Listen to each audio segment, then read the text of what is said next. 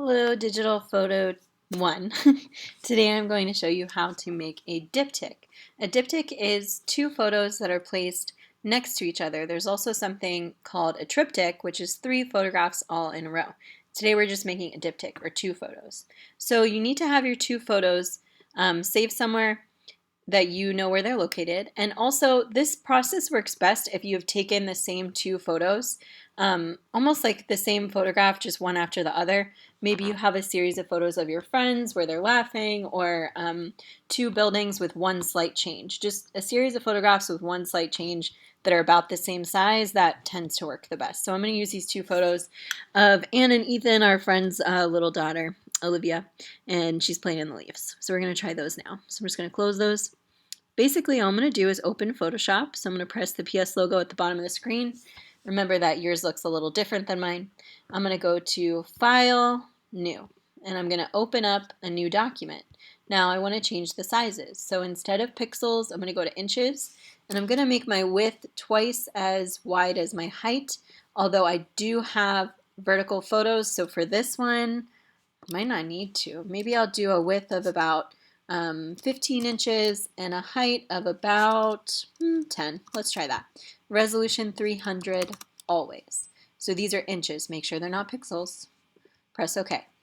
All right, so we have a nice big white blank document. If your background for some reason is not white, you can go to the paint bucket tool, which on yours is somewhere around here. It might be hidden under this tool, the gradient tool. Mine's over here, but same kind of thing. And you can double click. Let's make this a little bigger.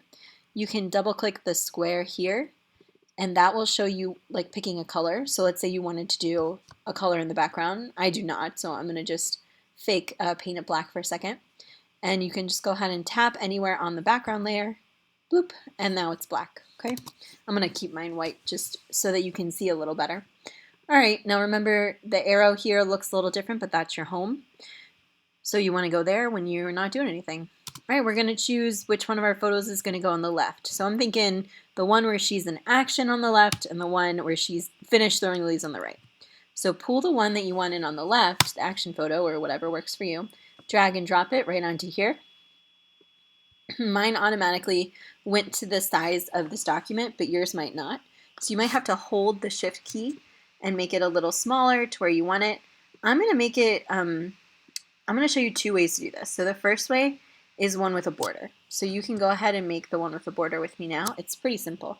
We're just going to make it the right size. Sorry for the glitch in the video. It's just a little tired. I'm using the arrows on the keyboard to move it around until I get it perfect.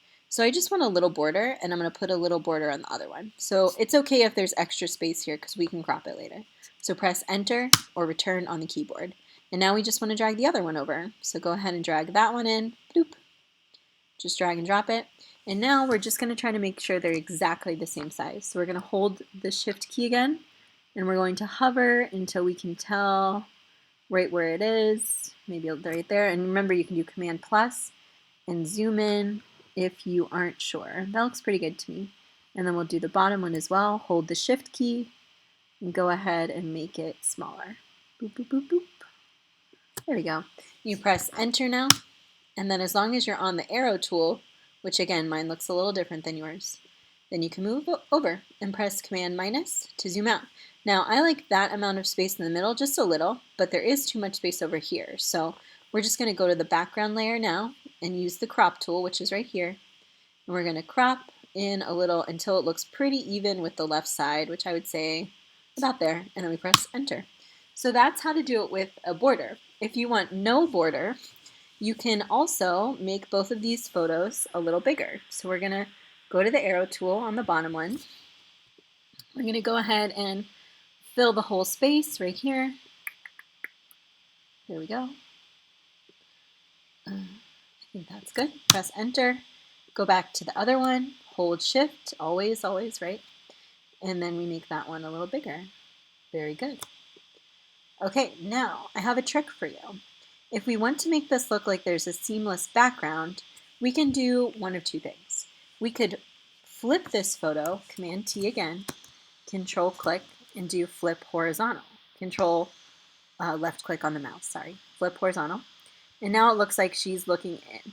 Some people like this, but sometimes when you flip someone's face, it can look really strange because people actually are not exactly symmetrical. So sometimes, like for the baby, it doesn't look any different to me, but maybe her mom would notice. I'm not sure.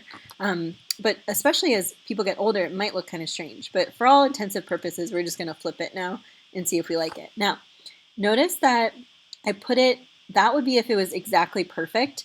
But do you see how you see the harsh line there? In order to get rid of that harsh line, what we actually want to do is move it over just a little bit. Maybe, let's see, I'll pull it down so we can see.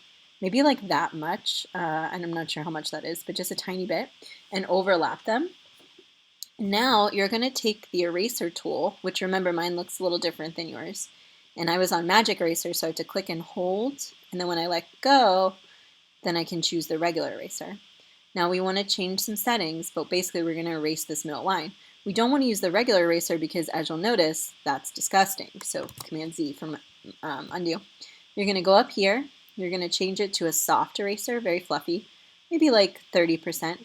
And right now I have a really tiny eraser, so I want to be much bigger than that. Maybe that's pretty good. Somewhere around there. And make sure it's on brush, and then make sure opacity in your flow is 100%. I think. We'll try it out. So I'm just going to hit the edges. I'm just hitting the edge. I'm not hitting the whole thing. I'm just hitting the edge. If I do too much, it'll turn white. So Command Z. Be careful of that, okay? Just hitting the edges, just hitting a little bit. We just want to smooth out, whoops. And again, you might have to do it a couple times till you get used to it, but you just want to smooth out that edge. And every time you let go of the mouse button, it starts a new setting. So you can always try a little and then let go and try a little. But basically that's going to give you like a pretty good line on the bottom. And again, I screwed it up a little here with her photo on the left. So I might have to go back to Command T again and then hold Shift. Just make it a teeny bit bigger. It was a little small. There we go. So, and you can also use the arrow tool just to make sure these middle parts are lined up. That actually looks pretty good, not bad. So when I go to the background, I really don't see much of a line there. I see a little bit. So you can always do a better job than I did of erasing, but it's not super bothersome to me, so I think I'm just going to leave it.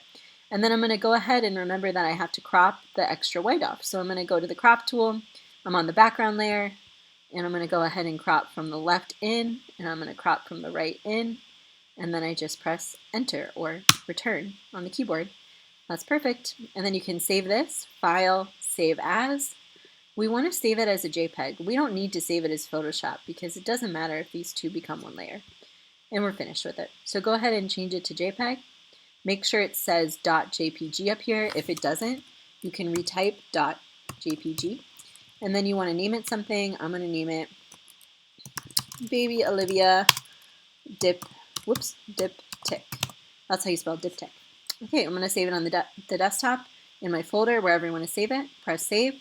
And then for the next box that comes up, you just want to make sure it says maximum or large file, so it saves the biggest version. Press OK. That's it. That is your diptych, and you can always double check that it's still on where you saved it by opening it from here. There we go, Baby Olivia. What a cutie.